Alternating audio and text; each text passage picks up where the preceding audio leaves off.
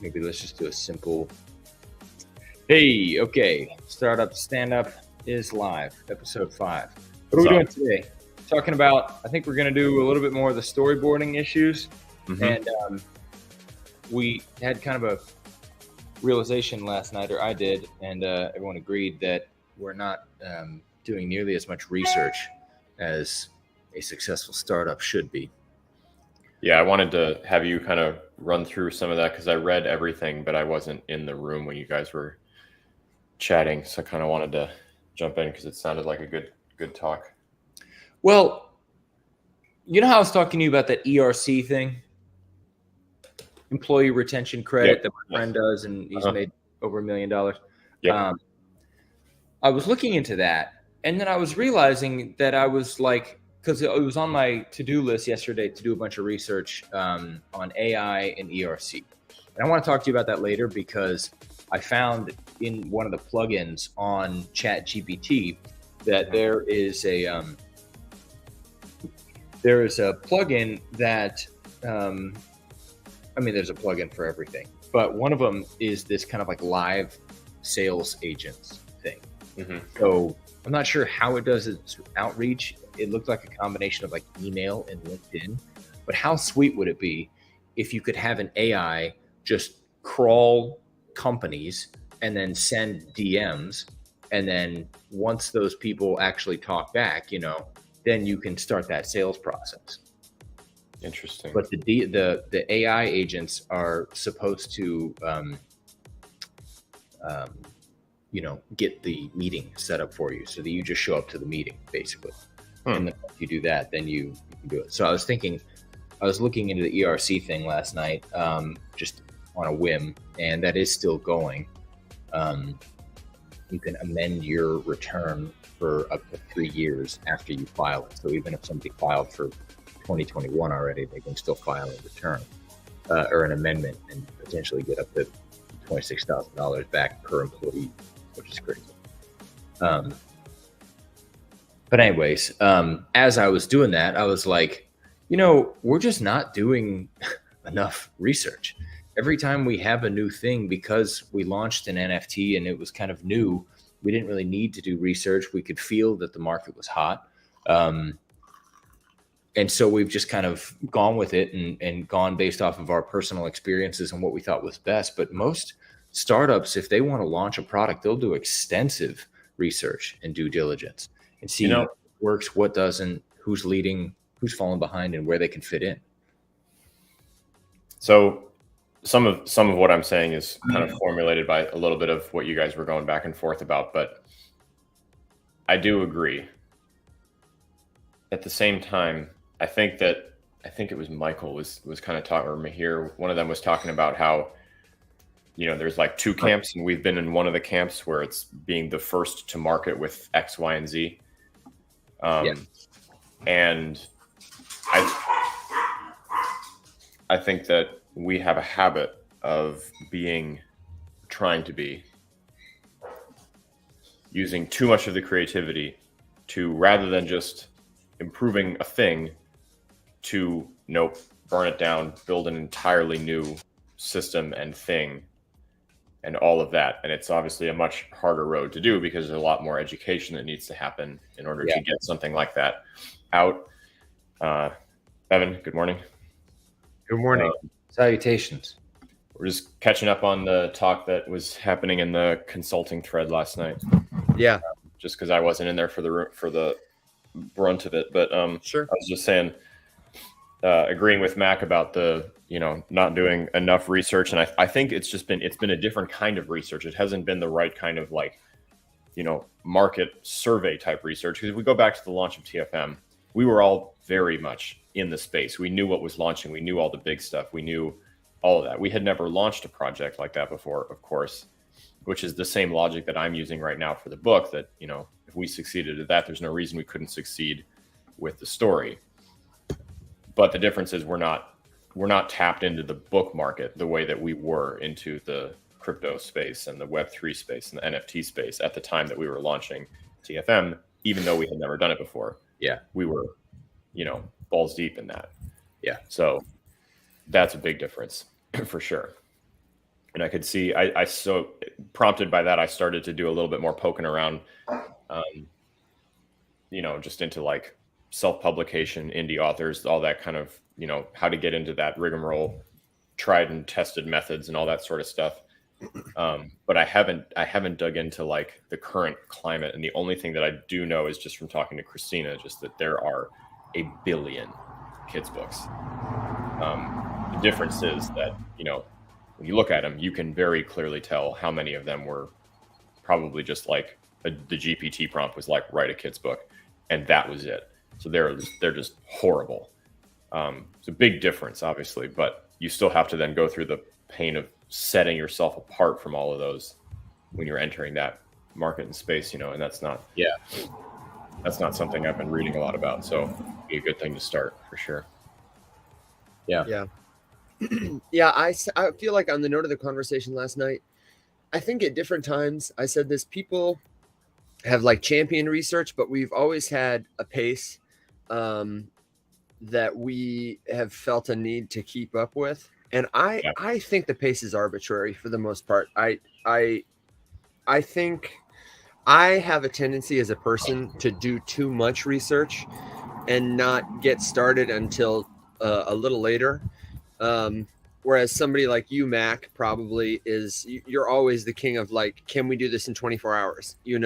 Like, I feel like Mihir has championed it a lot. I remember Kyle saying a lot, guys, why are we building this when, and then suggesting we, survey or poll or focus group or whatever. So I feel like there are ways as well. Willa has done that too. I think for me, I feel like it's a challenge of, we've got a lot of different products that we're focused on.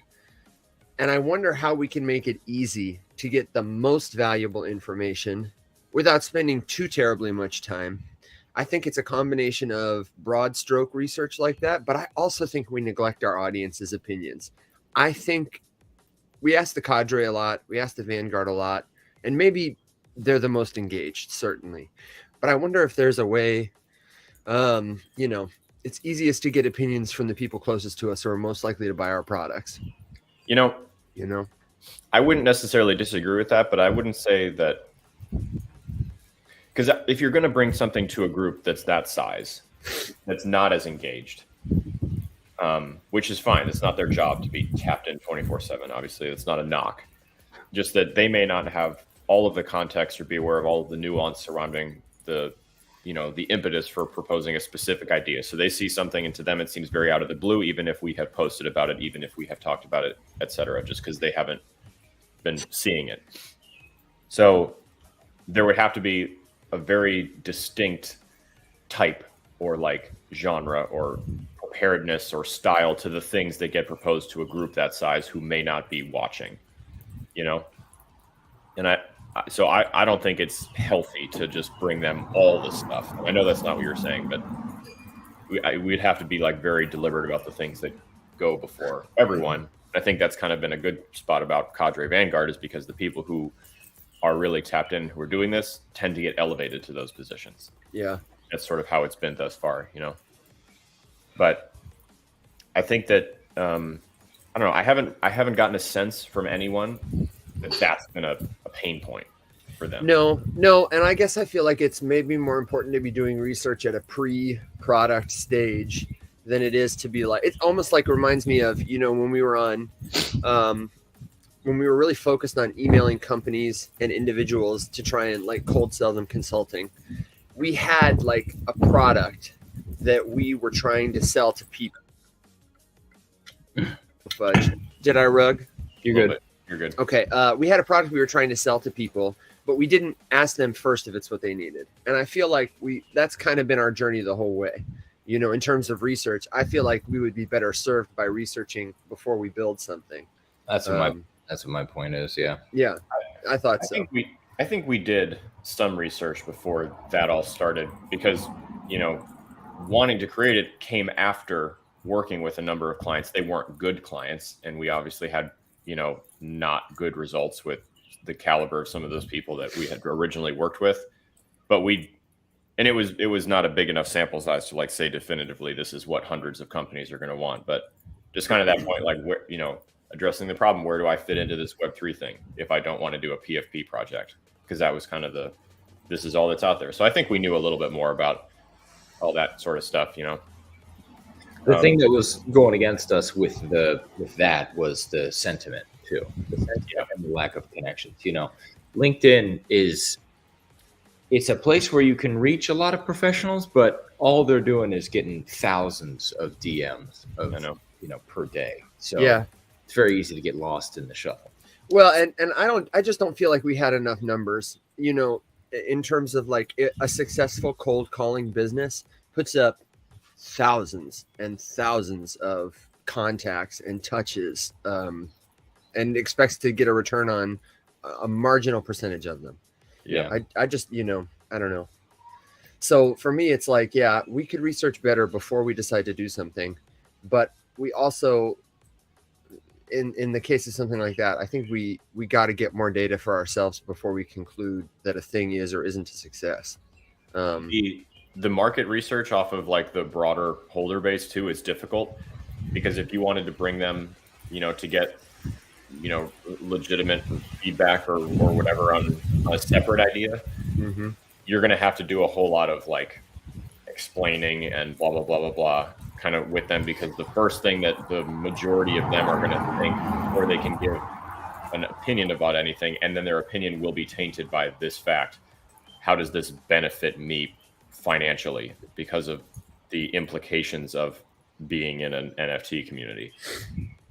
And I mean, ideally, we would just make the NFTs for each business and send it to them and just say, hey, we did this for you. You can now use this to engage your customers. If you want to know how, give us a call. Sure. The other thing that works against us too is we don't have any devs for that operation, you know? Yeah. We're a company that operates largely in software with no, you know, founding developer team members. So it always becomes a question of like, all right, well, how do we make sure that this is profitable so that we can find some developer squad to pay? Yeah, I think Evan, if we wanted to engage the TFM group into more research and use them as more of the weapon that they have the potential to be, because it's a large group if they are all engaged in something, would be to do a better job of communicating the thing that we've kind of started to say lately, which is like, look, what is the ultimate best thing for the TFM project? It's a successful Faceless Labs, completely independent of TFM as a project. And if I was a holder, I would really want to see like my project founders expanding outside the confines of a traditional NFT project and doing all of this other stuff to find product market fit on this product or that product, or attempting this and making the determination that this is not ultimately going to be the thing, so we need to try this instead. I think those are all like what I would call bullish indicators for a project viability, because if you look at like the biggest one right now that's probably doing that, it's probably Pudgy Penguins. And the reason that everyone is so stoked about them is because they have basically like left the PFP project behind, and they're just doing company stuff. They're making better content, they're animating stuff, they're reaching out and doing, you know, strategic partnerships and all that sort of stuff for things that have nothing to do with the PFPs. They're not launching new PFPs or doing floor sweeping contests and giveaways and all the stuff that normal people would say this is success for an NFT project. So I think if we wanted to double down on like better research and incorporate them, that would be the message to send. So I was going to try to, that's kind of why I added Faceless Labs as a section to my weekly update. And I kind of want to keep putting that messaging out there, you know, like, this is what we're trying to do. This is how we're thinking about it and approaching it and growing and evolving as a group and a company strategically. And because you guys own these tokens, like, you know, you're along for the ride, but it's not always going to look like a straight TFM holder benefit. You know, they have to connect the dots. So what's our goal in talking about it now? Is there a particular, I know we're just catching up, but is there a particular question we're trying to answer or a problem we're trying to solve at this moment in terms of research? Well, I mean, we have this book, so I think it's worth it to do as much research as we can in terms of that. You know, we have the option to make this an AI play, I think it would be really cool to try and partner with somebody like Midjourney to say, you know, look at this, look at the range of feelings, emotions,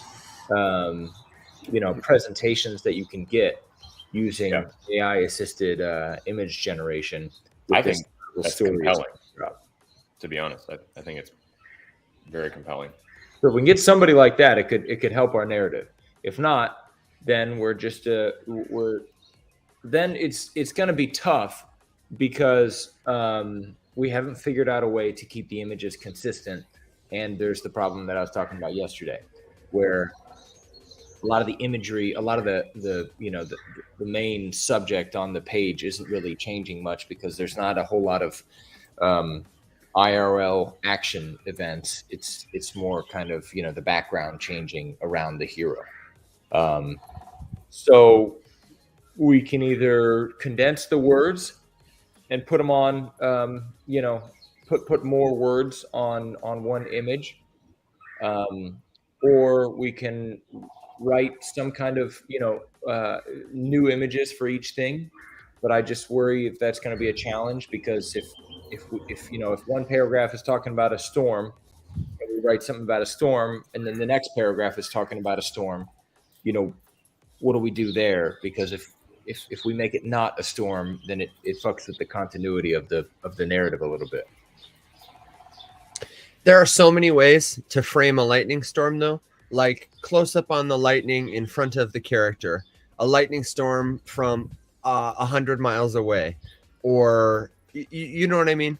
I really think that I'm kind of limited by my Midjourney exploration because I don't have a pro account, and I can play around with Dolly or something like that. But I don't think from you though. What we need from you is just what the scene would look like. We can do generation. Sure. I don't think it's a good solution to put more words on a page because so Evan, really quick, I don't think, and Matt, correct me if I'm wrong, I don't think that that's what we were going for. I don't want to change the text of the story at all, personally. No, I was just saying consolidating, because we were thinking of basically one stanza per page, and so I was saying we should do like 2 stanzas.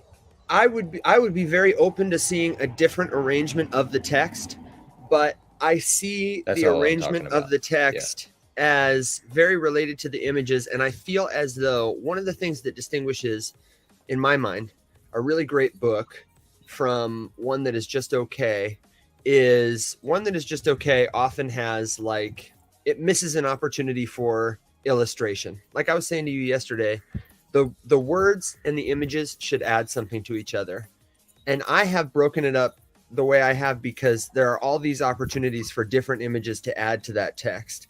If we condense the text so there are only 10 pages instead of 40, we've just lost a lot of our ability to tell the story, and we've increased the burden on each individual image to be that much more compelling. Sure. It's like hooks. You get a great hook, and then what happened? Turn the page. And then what happened? Turn the page. And the action of and then what happened keeps you turning the page. And so in many ways, it's more compelling to read a 40-page book than it is to read one that's just 10 when there's lots of words and one picture that you may not like. I totally agree with the theory of that. What I'm talking about is the practice of having to try to generate these images is quite challenging. I know it's challenging. To keep it consistent for that many pages, I haven't figured out a way to do that yet. Can you, Mac, just for visual reference, can you share your screen with the thing that you made?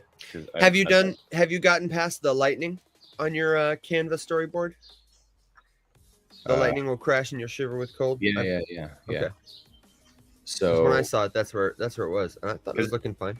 Evan, something that I was thinking would be helpful for you, because I know that you've said you're struggling with like the scene imagination, but obviously, like when you wrote it and when you organized the words and the text clumps in the manner that you did,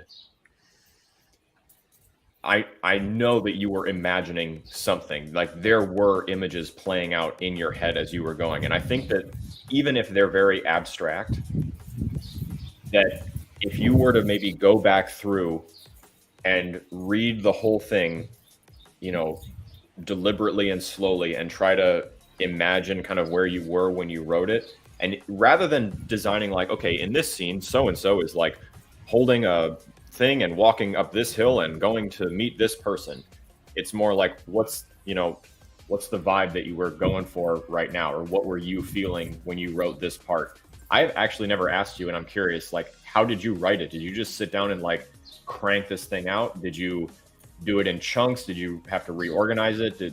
How was the writing process for you when you put it together originally? Because that would probably help. So the way, honestly, it was I had been struggling and thinking, and I wrote down a few ideas that were more or less unrelated. That didn't appear in the book as it was now. And then I went through a phase where I was asking GPT about characters and topics, and asking it to, give me a paragraph about this character or that character and this or that rhyme scheme. And it was just giving me like shit. And to be fair, this was GPT-3, I think. Mm-hmm. And I was doing that, and there was a night when I was going over all my notes and just sitting there and looking at the stuff that GPT had given me and not feeling content with all of it. And then the first phrase came into my head. If you walk to the edge of the end of the day, it's quite a long distance and far, far away. It just kind of came, and it had a lot of wings. And I just kept going, and I just wrote and wrote and wrote until it was done in terms of my thought was complete. And then I went back and I cut a bunch of stuff and I changed a bunch of stuff, but I wrote it in about 3 hours, the first draft. And then I edited it that day and the next day. And that was pretty much it. And in the time after that, I tweaked words and I tweaked arrangement. Like, these 2 lines go together and these 6 lines go together, but that was it. The whole thing really came out in about 3 hours that one night. Okay. So and it would be probably, honestly, I have made a lot of videos for Kaio. Kaio and I have spent a lot of time where I have done sketches and little drawings of what I envision the different scenes to be. And I have talked to Kaio. I have a whole folder of inspiration that I don't know that you guys have seen. And it's more like inspiration for look and feel that resonates with me.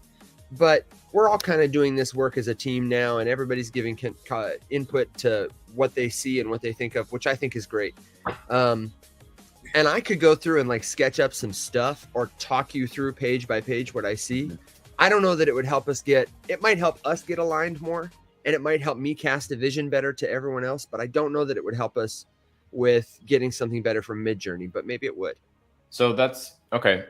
To segue out of that into sort of what Mac did when he put this together, I thought was really interesting because it lends a unique perspective that I've never seen in storytelling and illustration before that I think could be really cool and powerful to lean into as an example, especially if we wanted to use this book as a teaching tool in the future to draw back to it.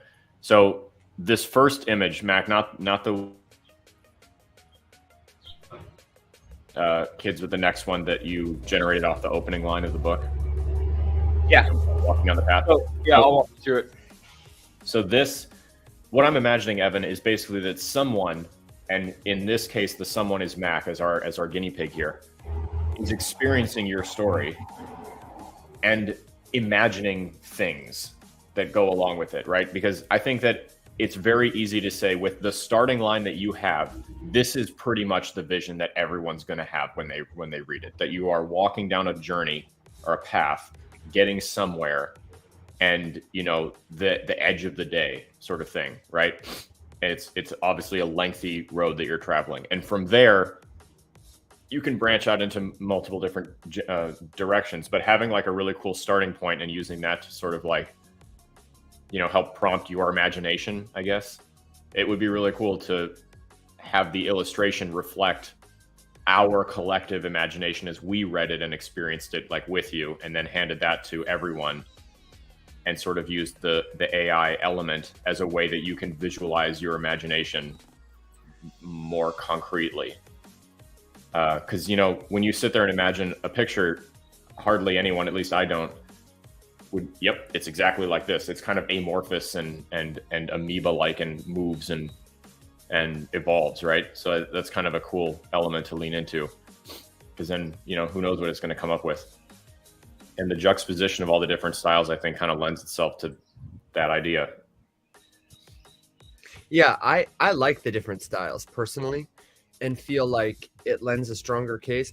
I'm more worried about finding a picture that is right for each moment somehow. And to me, that's not so much about it looks like this, they're moving this way, it matches very literally the words. It's more about what does it inspire you to imagine when you look at it, and how does it relate to the picture it's next to and the picture it's, you know, after. But that may not be a goal that's ideal. You know, think about famous books that have been books for a long time that were not illustrated and then were turned into movies. There's a chief complaint that's very prevalent amongst people who watch that movie, which is that, you know, it was really cool to see it visualized like this and have experienced the story in a different way, but this is not how I imagine this. This is not how I imagine that. This is not how I imagine this character, that character, this thing, that thing, whatever. And here, with illustrations like the one on this first page, even the one on the second page, it's like vague and general and more about capturing a feeling, but not cementing someone into the way that it must be imagined and perceived. And it gives you, the reader, more freedom, even though you're already looking at a picture. Yeah, that's what I'm saying entirely. I think that's what's best. Yeah. Okay. What I'm saying is, I think it's important also, perhaps, that the vision, as each of the pages are separate and add something to the dialogue, that the book as a whole should add something to you. I'm trying to think of maybe an example or an analogy that communicates this. If you went to see Psycho, and then it became, 5 minutes in, it was color, and then 10 minutes in, it was animated, and then 10 more minutes in, even if it was seamless, the changes, the abruptness of them, if it wasn't done in a way that helped your brain make sense of it, it may become a distraction. That's all I'm saying. I think it is better to give images which are not too prescriptive, which are not too literally. The most important thing we can do is invite other people to imagine with us and create the story with us. The images should do that. The words should do that. That's why they're not so literal about how she became a firefighter, or, you know, she studied Bitcoin. That's why I didn't do that, because some people will hear that and say, that's not how I pictured it.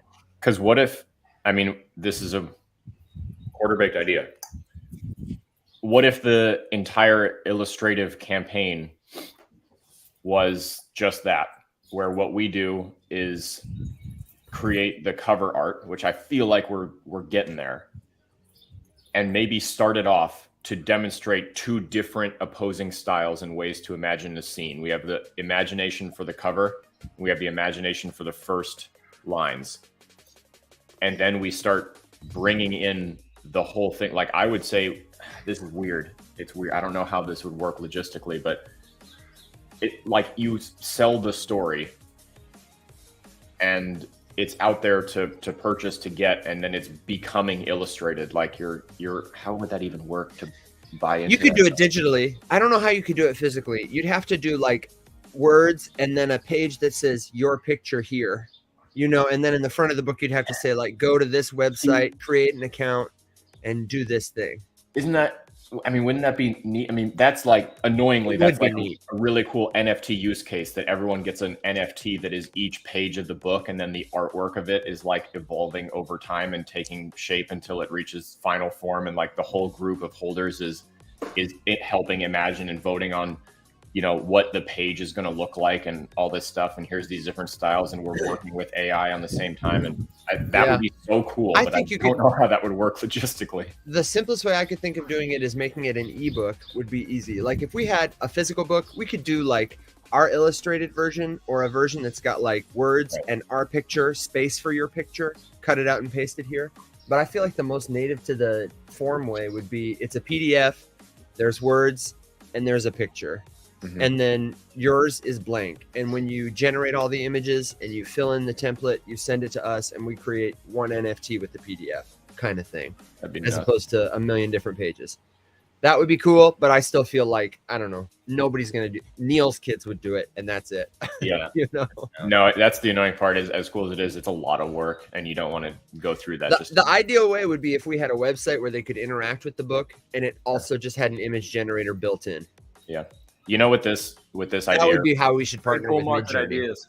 Yeah, but that would be how we would I would pitch that to Midjourney. I would say we want to write a children's book and a series of children's books that you create with us. We provide a model, an inspiring story, and then we need your help building the widget that integrates your bot in a very seamless, user-friendly way with this ebook interface, so that they can read our text and generate their own image, and then send us, or download the PDF when it's done, or send it to us to tokenize, and forever they have illustrated this book with us. Challenge with that, though, is that requires them to be good at prompt generation and to do a lot of work on each page.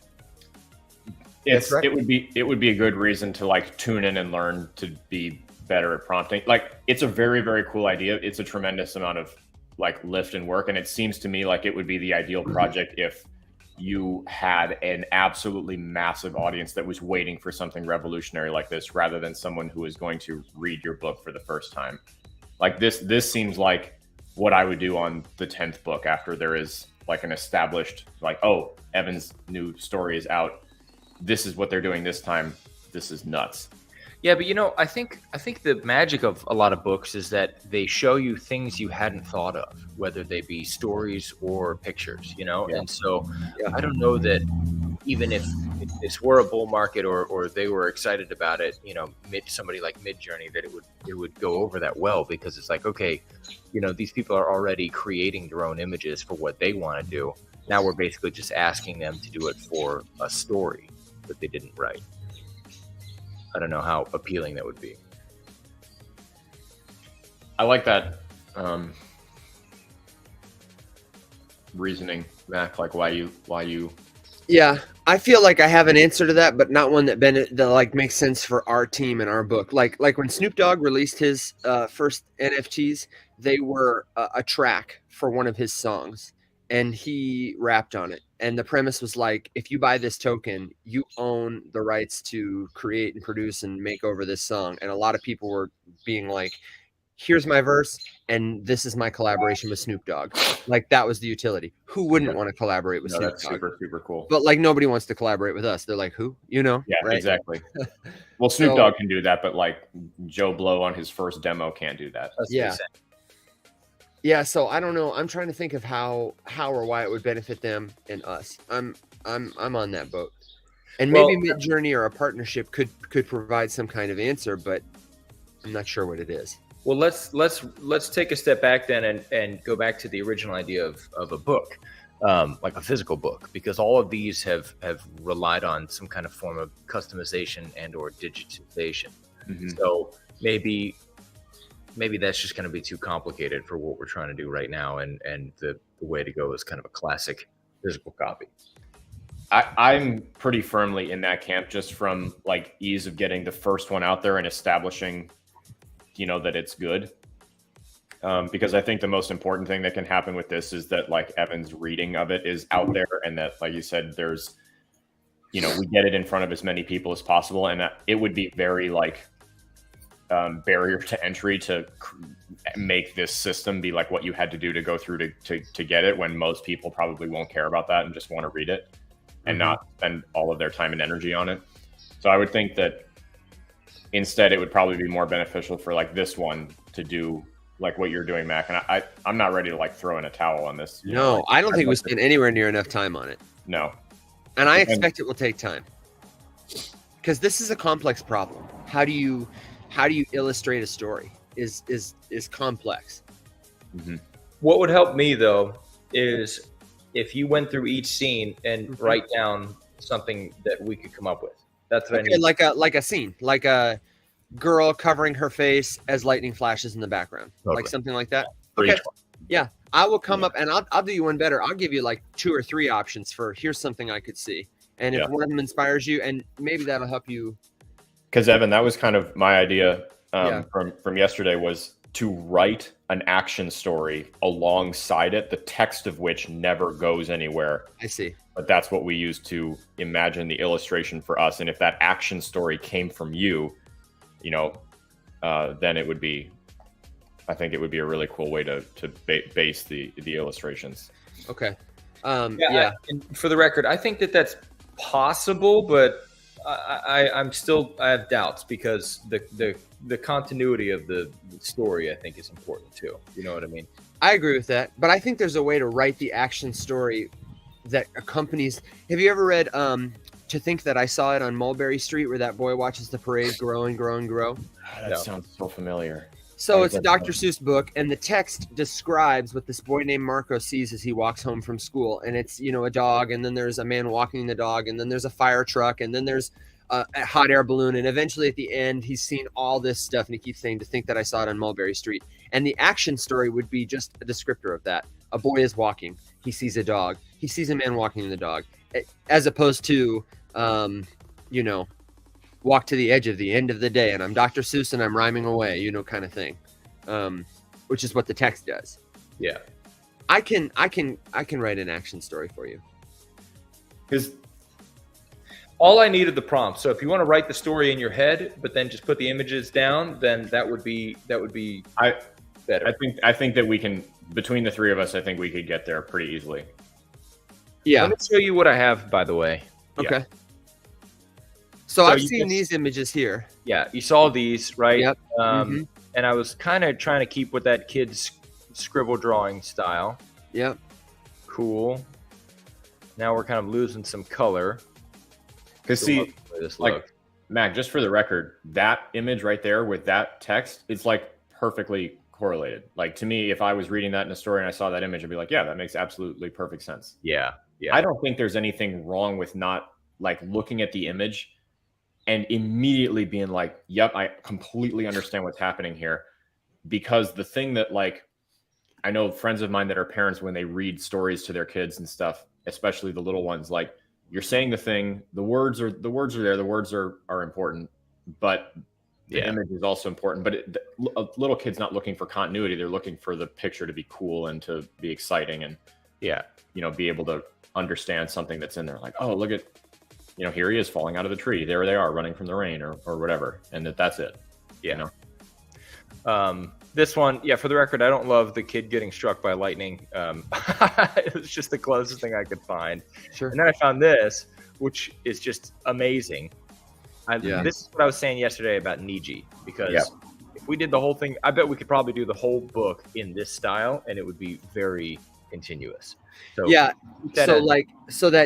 top left one, I wish I could see a little more of the earth in the background. That might be a good use case for AI's, Photoshop's AI. But that's what I think of when I see you'll come to a place where the whole earth is still and you can see everything up on the hill, because it looks ominous. Like, it's not ominous yet, but then, and that's and the bottom left is and suddenly wind will blow strong from all sides. Like, the scene goes from being wow, how beautiful and cool, to being what's happening?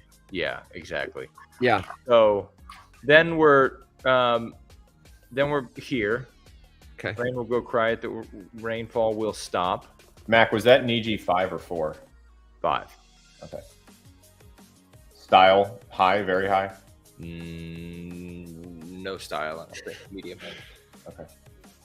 Sorry, go ahead. And then when you're alone at the top, this is the wind whispering to the kid. Yep. I kind of like this one, actually. I also liked this one, this top right one. If we could make it a little bit more mystical, or even just put the words down here, then that might make sense. Dude, I love that one. The one on the left there is so cool. The sepia one? Mm-hmm.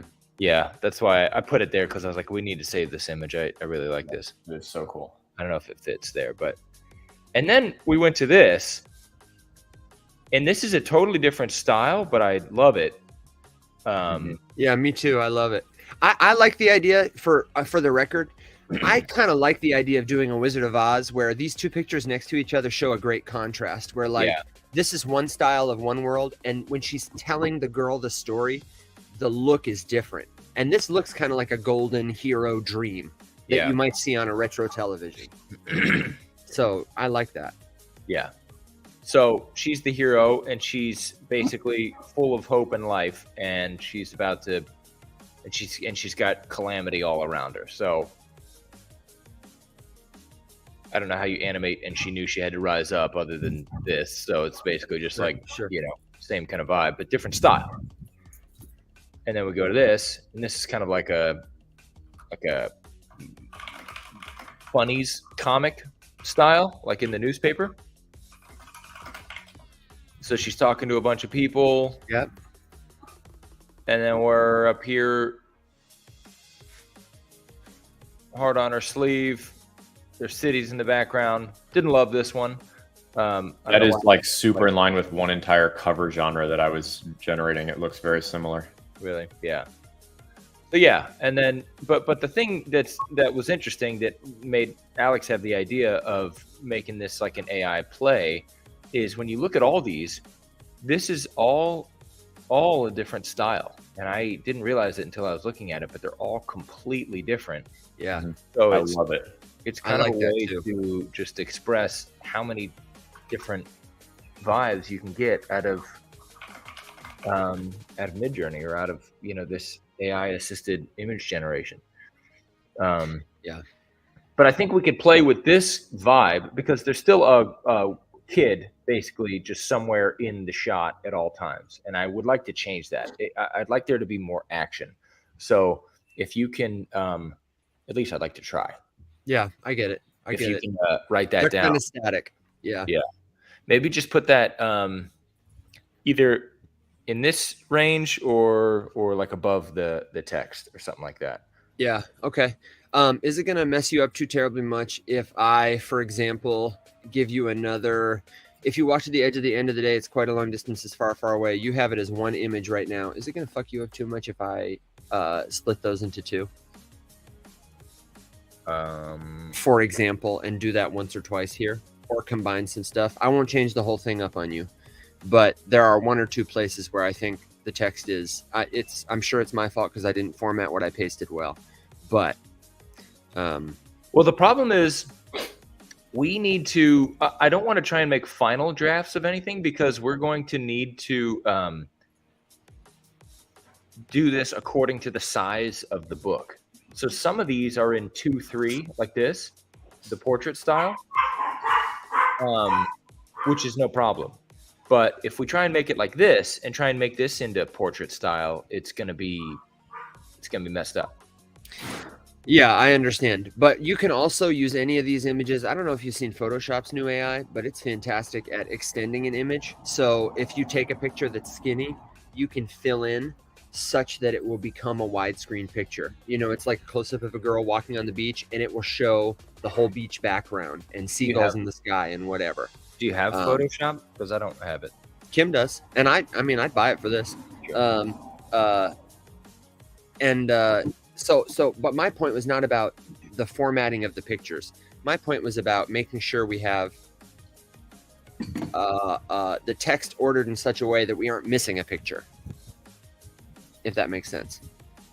I'll go through the document and clarify. Yeah. Don't fret about it. I mean, if you think you can get more than one image out of each of these things, then by all means, go for it. Well, like I think if you walk to the edge of the end of the day, needs its own image, and it's quite a long distance, and far, far away also needs its own image. I think that's a page. Turn the page, because those are hooks, man. And they're pictures that can show development. No, they're pictures that'll show development in time. You know, you're walking to the end of your street, you're walking to the edge of the earth, you're walking on the moon. You know what I mean? Like distance, distance, distance. It's quite a long distance and far, far away. Interesting that you say that, because that is so not what I imagined in reading that. For like those two lines just in my head have been married from the first second that I read them. They're still married. It's all one story. But what you do when you break them apart like that on separate pages is you can use images to reinforce the meaning. Because one kid is going to say a long way. I went a long way one time. I walked to the end of my street. And another kid is going to say, I moved from Russia to the United States. And we don't have to say any of that with the pictures, but we can emphasize it's longer than you think, which is what the emotional feel should be when they read this. We can do that by illustrating distance that is not prescriptive, that no one's going to be like, I didn't picture it like that, but that everyone is going to be invited to say, wow, that's so much farther than I ever could have imagined. You know? Yeah, I get that. I'm curious. I'm curious to see it. Yeah, I like them together too because it rhymes. And also we don't need to make a 40-page kids book. Yes, we do. I am telling you right now. Yes, we do.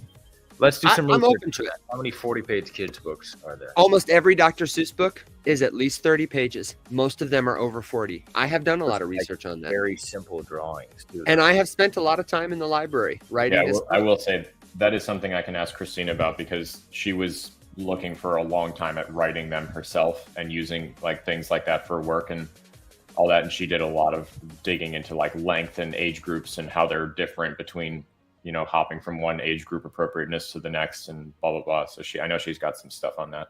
Yeah, but I'm telling you, man, it is not unconventional. And it will make our story better to give somebody images that enhance their understanding of the story emotionally. From a longevity standpoint, it's better to have some extra pages because there's more to experience and you can spend more time with it. As long as we can figure it out, you know what I mean? Like for sure. You can come up with the best idea for each page, but if we can't get Midjourney to do it, then I would rather not release a book than release a book that is the best we could come up with. You know, I don't want to do this too early. There is no rush in my mind to put this book out into the world until we say this is magnificent. Wow. I mean, did you feel the same way? I don't feel like it's an innovative product. It's a piece of craft. I would agree. We're all working on it, though. Then I would say that it should be a priority since we're spending time on it. If not, then it is a priority. But I'm not suggesting that we just bum off and take a nap somewhere. But I'm saying that you shouldn't, with a creative product, you shouldn't release it before it's ready and just hope people like it. You got to release it when you're like, this is the vision. You know, it's the Mona Lisa or something. I would agree with that. And Mac, I think to address the concern that you're probably chewing on when you say that time is of the essence. It's ability. I mean, yeah, time is of the essence. If we're all focusing on this, I wouldn't want to just, like take 6 months while we're supremely focusing on this. But I've gone through and did this for hours yesterday, and you guys haven't. So that's why I'm like, man, it was hard enough to come up with different images for each of these lines that are already super relevant and connected. And now you want to further split that up, you know? Yeah, I disagree with you. Actions, and we have 10 images already, and you want to make that like 11 or 12. Yeah, I'm not trying to discount your experience of it, but you are not an illustrator. You didn't write the story. And so you have to catch a vision for it. You have a harder job than I would have doing that. I don't think it's as hard of a job, but the story lived inside of me before it lived here. And so I have an unfair advantage in that way. Yeah. We all are starting with a handicap with Midjourney. Yeah. If you can come up with unique, scenes for each of them, then I'll certainly take a whack at it, I guess, and Alex hopefully can help me out too. And we can see what's the best we come up with. I'm just trying to temper your expectations that if we're trying to do things where it's like partially zoomed out on the edge of the day and then fully zoomed in on the edge of the day with any kind of continuity, it's going to be tough. No, but I think you're right. Just to clarify too, nothing that you did here is a waste by any stretch of the imagination. I know. Yeah, okay. It's good to see it all. I wanted to make a mock-up first so we can just what do we feel about these styles? Yeah. Because I mean that would be a thing, Evan. I don't know if you have anything like this in formation or anything with your drives that you shared with Kai or anything, but like a shitty, crude pencil sketch of your vague idea would be really helpful because it can extrapolate the framework for a Midjourney prompt inspired by the stanza on that page from that image very easily, or much more easily than starting from nothing. So even if you were to like imagine in your head that action story and just like do a very crude sketch that has at least something down, it's better than nothing. And then I feel like I would be more confident using that to start. And then the beauty of the generations is that I can show you, multiple. We can show you multiple easily without having to spend tremendous amount of time creating them and be able to find the elements, because then if you can look at it and be like, this piece of this one, that piece of this one, that piece of this one, then it's like something to drive towards,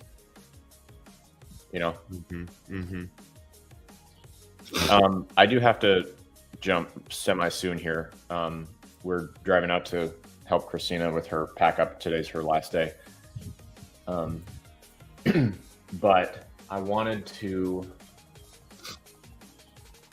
is there anything else that either of you guys wanted to discuss today besides this? Because I don't think so. I mean, Evan, if you could just let me know when you start, you have access to it, right? Mm-hmm. Okay. Yeah, you want me to just dump it right on there, like in a maybe separate row kind of thing, like description?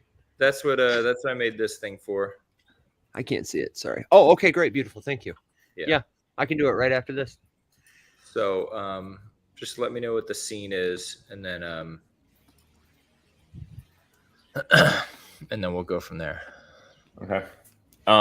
One thing that's not related to this at all that I'd like to do with you guys, but we can do this on a separate call, is and Mac, this is mostly you, but I wanted to plan some events for this sandbox in the Corrupted, and I have a bunch of ideas and just kind of wanted to run through them and workshop it. And then I spoke to Tristan, and he's interested in helping dev wise. Said that he's not as Python-y as Willem, but that he's got a foundation and can learn, and he's going to start poking around and stuff. And he said that it would probably be really helpful if we set up a talk with the four of us, me, you, and Willem and him. Cool. So I'm going to talk to Willem and get his schedule. I've jumped onto his Calendly before, and his availability is usually like our 7 a.m. at like the end of his, or late afternoon. South Africa. Oh, duh. Okay. So they are both 6 hours ahead of us, and typically their evenings are very tied with, or Willem's evenings are very tied with family and all that kind of stuff. So he has like the end of his workday open, which is like our 6 to 8 a.m. kind of slot. Yeah. Okay. All right. Let's figure that out. Okay. I'll get something set and keep you posted on that. Would a 7 a.m. on a day work for you? Sounds like 8. Probably not. 8? 8 I could probably do. Yeah. Okay. Wake up at 8. But all right. If you can do 8, it'd be great. I'll figure it out. 6? Okay. 5:30? But yeah, I think that's good for today. I'm gonna be doing cool. some more research and just checking a few things out. Okay. AI wise. Some of the stuff I'm looking into that I think would be really cool, just based on some talks we've had, is I'm going to follow up with Michael about this extension idea. Because just to some of his points from yesterday, like products that are, at least tangential to this whole sector and space that we're doing that exists but suck, could be easy things for us to like iterate on because we're the user, and you don't have to market something to 10 billion people if you can find something that several 100,000 like desperately need and want and would improve the quality of their life. And so there's probably some little stuff like that. So I want to follow up on like the extension for G-Develop that he was looking at, and kind of chase that rabbit down the hole a little bit and see what other kinds of tiny products we could analyze and conceptualize and fix that exist, and just have like a little swath of offerings. Yeah. Cool. All right. Well, I'm well met. I'm gonna hop. I'm gonna go to the store and get some stuff and breakfast. Okay. Sounds good, brothers. I'm gonna hop into this Canva, and you can catch me there. Okay. All right. Sounds good. I will. Well, yeah, we got our meeting later today, right? Yeah, we sure do. Okay. Yeah, I'm gonna I'll connect with you about that. My timing's gonna be weird because I got swim today. I'm gonna do my best. Okay. All right. Cool. Sounds good. Talk to you guys later. All right. Bye, see you bro. guys. Peace.